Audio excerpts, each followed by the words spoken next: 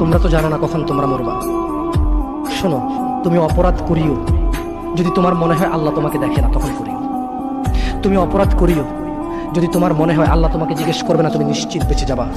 তুমি অপরাধ করিও যদি তোমার মনে হয় যে আল্লাহ তোমার জন্য জাহান্নাম নির্ধারণ করবে, আর তুমি আল্লাহকে বলবা আল্লাহ আপনি বললেই হবে না আমি জাহান্নামে যাবো। যদি এই ক্ষমতার অধিকারী হও তাহলে তুমি অপরাধ করিও। তোমাকে বলি, মহিলা, মা, বোন, চাচা, চাচি, নামাজ ছাড়া মানুষ মুসলমান থাকে না। ওয়াল্লাহি আমি বলছি না কোথায় বাঁধবেন, তর্ক পরে। আমি বলছি আপনি নামাজটা স্টার্ট করেন। আমি বলছি না যে তারা ওই 20 রাকাত করবেন না 8 রাকাত করবেন। আমি বলছি যে আপনি পড়েন, 2 রাকাত হইল পড়েন। আমি বলছি যে আপনি ঈশার নামাজ 15 রাকাত দরকার নেই, আপনি শুধু 4 পড়েন। আমি কি বলছি সুন্নত বাদ দিতে? আমি বলছি যে তুমি পড়ছো না, শোনো, ভয় পেও না, ঈশার নামাজ 15 রাকাত তোমার উপরে ফরজ নয়।